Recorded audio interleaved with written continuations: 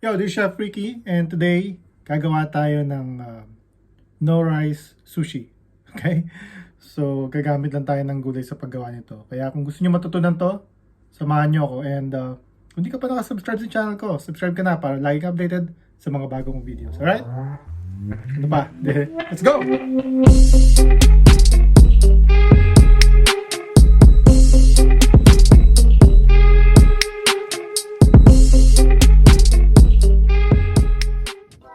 Okay, so ito ang ating mga gagamiting gulay. Gagamit tayo ng lettuce na flat. So, pwede kayong gumamit ng romaine, lolo rosso, yung mga ganun. Basta flat na klase ng lettuce, kagaya nito. And also, Japanese cucumber. Pwede rin naman siguro hindi Japanese cucumber. Pwede rin yung malaking cucumber. At carrots. Gamit din tayo ng avocado and shiso leaves. Kung wala kayo nito, okay lang din naman. Kung hindi available to sa kung nasan man kayong bansa ngayon o kung nasan man kayong lugar ngayon. Sometimes they call it wild basil.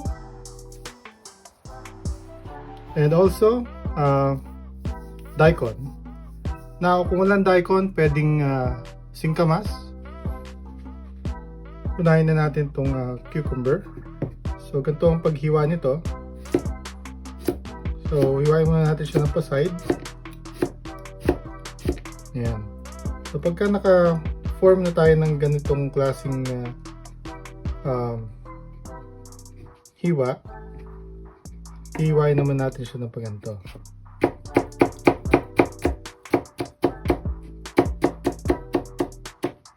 Hanggang sa makabuo tayo ng ganitong klaseng cucumber. Ayan. Ganyan ang hiwa na kailangan natin. Alright? Then, hiwain na natin.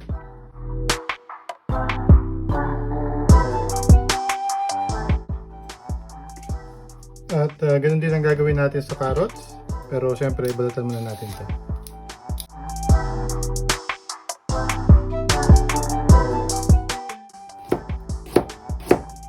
So, ganun din. Hiwain din natin siya ng pa-side. Ayan.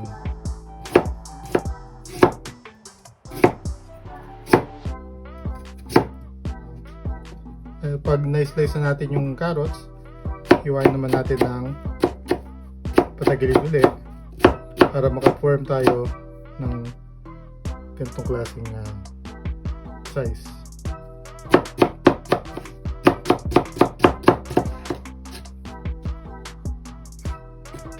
Ayan, dami yung carrots. And then, daikon. Siguro mga ganito lang kalaki. Hindi masyado marami. And then, kailangan din balatan.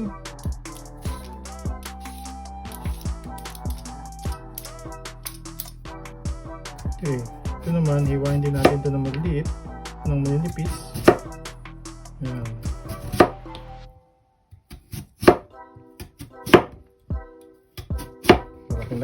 Marami na.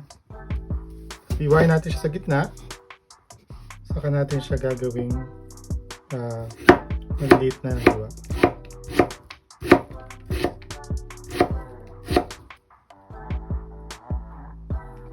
Makita nyo, ganoon din ang hiwa natin.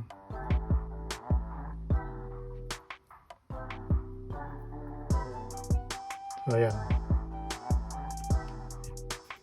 Ito ang ating gagamitin sa ating vegetable sushi.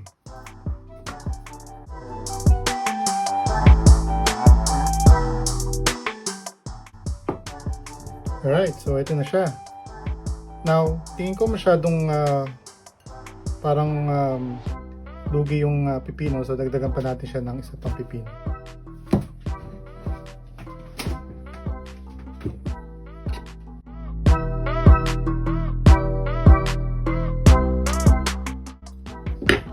So ayan, magsindami na yung ating cucumber, carrots, and daikon. Alright, so i-mix lang natin siya.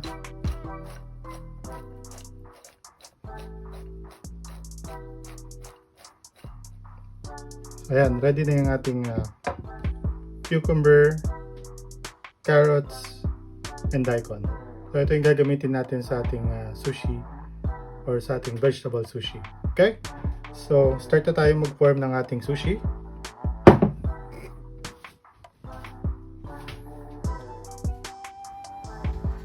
At this point, prepare na rin muna natin yung ating iba pang ingredients like itong avocado na ating ilalagay sa ating vegetable sushi. So, kailangan nakaayos na rin siya. So, ang kunin yung avocado, gaya nito, medyo matigas-tigas pa ng konti pero hinog na siya. Okay? So, babalatan lang natin siya.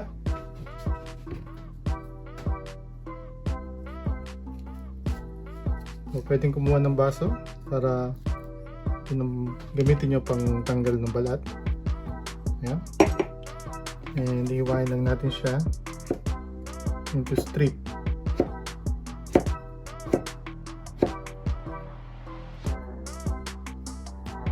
Ayan.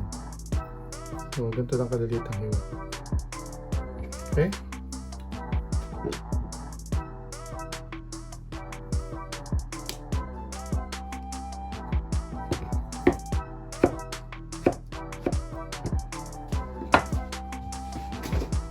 Hindi ka naman vegetarian, pwede mo rin lagyan ng kani or crabstick para medyo masarap kung gusto mong ng crabstick. Alright, so ito naman yung crabstick na gagamitin natin. Lagay ko, pwede na tayong start magbilog. And ito na rin yung ating shiso leaves. Gagamitin din natin siya. And let's start it. Alright, so ito na yung ating gagamitin seaweed or nori seaweed. Alright, so kumuha lang ng isang seaweed o isang nori. Now, meron ditong makinis na part at magaspang na part. So itong magaspang na part, ito yung ating dito natin ilalagay yung ating vegetables. Alright? So, una natin ilalagay is yung ating lettuce. Okay? So, kung makita nyo, sobra. So, hindi problema yan. Yan.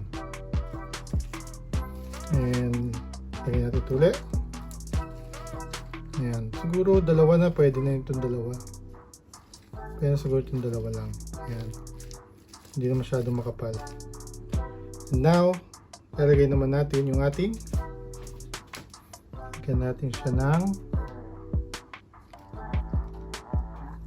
mixture ng carrots, cucumber, and daikon. Okay? Now, one trick dito, dapat medyo malaki siya. Ayan. Yung magsisiksikan sila mamaya pagka in-roll na natin, ano? And then, syempre, maglalagay din tayo ng avocado. Okay? Ayan. Of course, hindi natin kakalimutan yung ating kani or yung ating crabstick. Now, iba-ibang klase ang crabstick. So, yung iba, kalahati lang ito. Pwede rin yun. Yun ang gamitin nyo. Pero kung meron kayong makitang gantong mahaba na, isang buo na yan, sakto na yan sa nori, yan ang kunin nyo. And of course, yung shiso leaves. Ayan. Ganyan nyo lang konting tangkay. Kahit dalawa lang. Okay. Now, the moment of truth, kailangan natin itong i-roll. Now, yung iba, pwede naman kayong gumamit ng nori mat kung meron kayo. Pero kung wala, follow nyo lang itong ganitong klaseng direction. Okay na to. So, hawak ko na yung nori sa ilalim using my thumb. And yung 4 fingers ko dapat nandito na sa harapan. Ayan. So, unti-unti ko na siyang pinipress papasok. Okay? Ayan. Kailangan masiksik mo sila doon Yan. Magsiksikan talaga sila ng todo. Okay. May lalabas talaga dyan sa gilid niyan. Hindi natin maiwasan yan.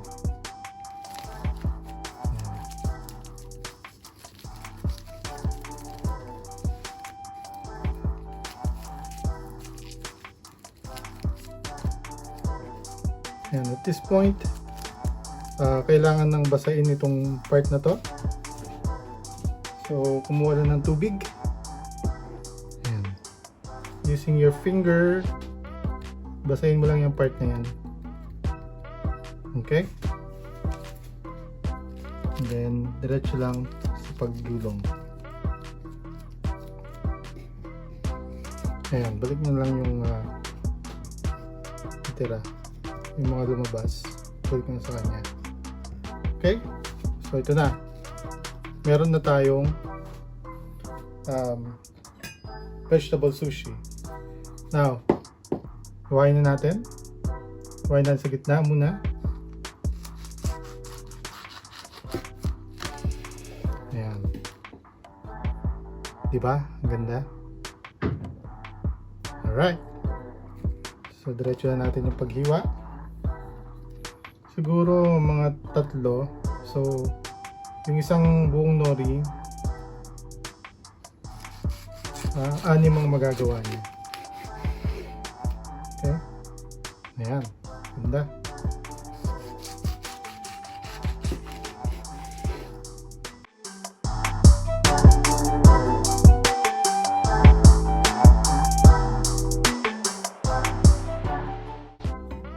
Alright, there you go.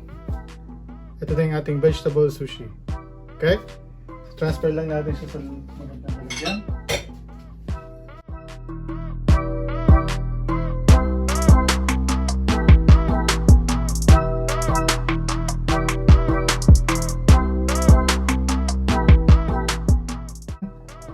Lagyan natin siya ng dressing para mas masarap. Now, kung meron kayong mga iba pang mga dressing na pwedeng ilagay, pwede nyo naman gawin yun.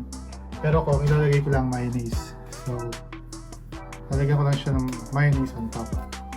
Okay? So, gamit ako ng Japanese mayo. Pero kung wala kayong Japanese mayo, okay lang.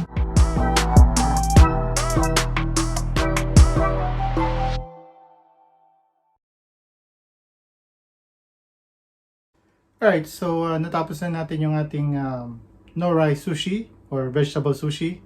Now, tikiman time para malaman natin kung masarap.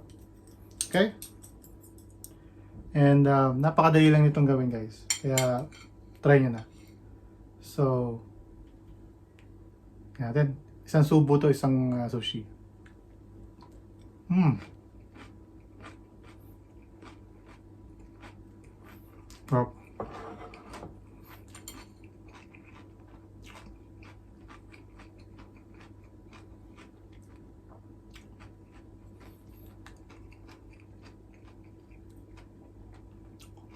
Sarap. Ang lutong-lutong ng mga gulay sa loob at napakasarap niya. Alright? So ito pa hinihintay nyo. Gawin nyo na to. And kung di ka pa nakasubscribe sa channel ko, subscribe na para like updated sa mga bagong videos. Again, this is Chef Ricky, your true Pinoy chef. Bye for now. Up.